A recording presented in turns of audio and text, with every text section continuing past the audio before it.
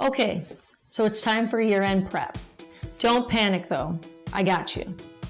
Hi, I'm Ashley Hamilton, Tax Manager at Complete Payroll. Welcome to another episode of Ashley Explains, where I lay down the facts about tax. Let's get started.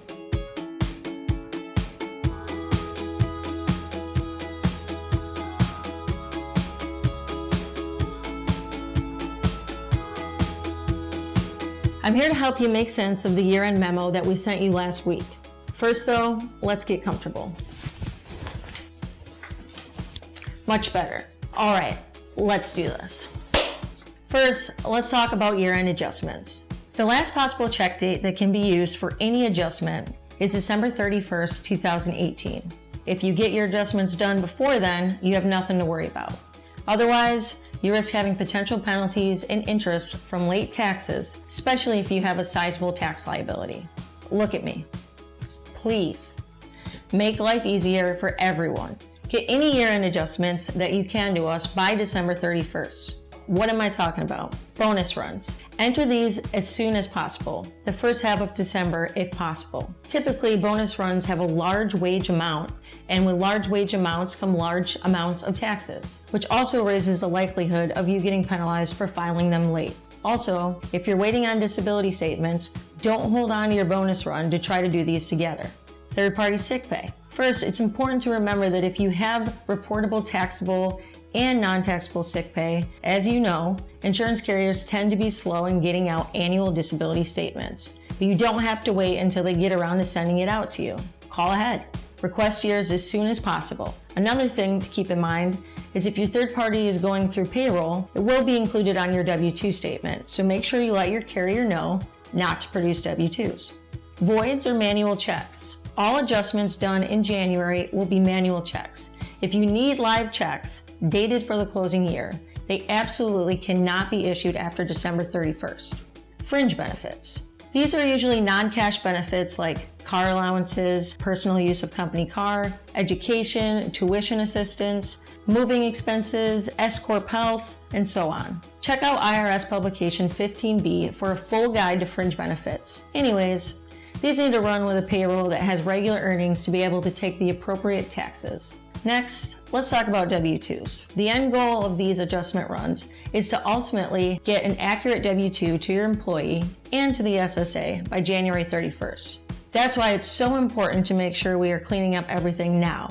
Save your employees a delay in their tax filing and save yourself amendments by verifying employee information before January. How?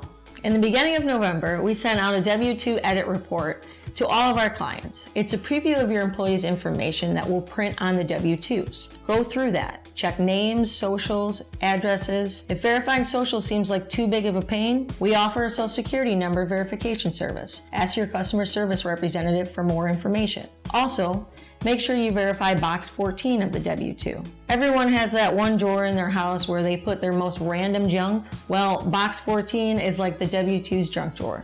Things that get reported here range from the lease value of a vehicle provided to your employee, to New York State paid family leave, SDI, union dues, non-taxable income, and more. If you want something reported here, please request it from your CSR as soon as possible.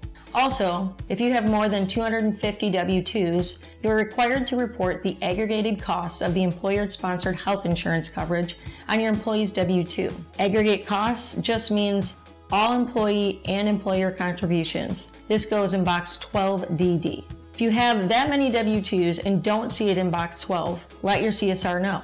ACA and 1095Cs. It's not just W-2s that we need to get to the employee by January 31st. If you are an applicable large employer and use our ACA services, we need to get 1095Cs to your employees as well. In October, we sent out a 1095 preview report to all companies with ACA.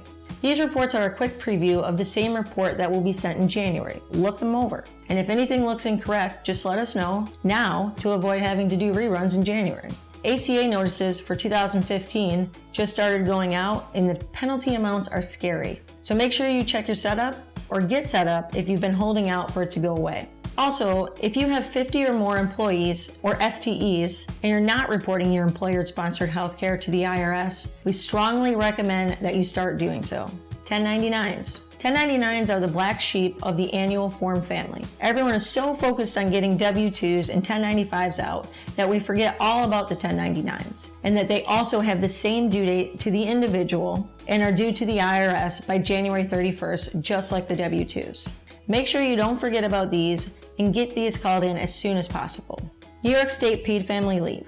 2018 was the first year to be able to claim New York State Paid Family Leave, and in 2017 we saw the premiums withheld from employees in box 14 of the W-2. This year, anyone that had paid family leave will also have 1099s to issue to those employees for the benefit paid out. Insurance carriers are required by law to provide those to your employees unless your paid family leave is self-insured. If you are self-insured and want us to produce your 1099s for paid family leave, please let your CSR know right away. So that's it, right? Once 2018 year end is covered, you can kick your feet up and just relax. False. There's plenty that you can do to make sure that 2019 gets off to a great start. Update your employees' deductions. This includes medical, dental, life insurance, 401k. Make sure you update your time off balances and your company benefits and rates. Send over any notices of any unemployment tax rate changes, frequency changes, or any agency notices received. If you have any employees claiming exempt from federal income tax withholding, their W-4 is only valid for 1 calendar year. To continue to be exempt, the employee must file a new W-4 by February 16th. Make sure they do so. As always, we're here to make year-end easier for everyone. See these people? I love them. I want to spend time with them. Help me, help you, help me. Yay. I think we got that. Okay. Have any tax questions you want me to explain? Comment below or shoot me an email at ashleyexplains@completepayroll.com. Thanks for watching.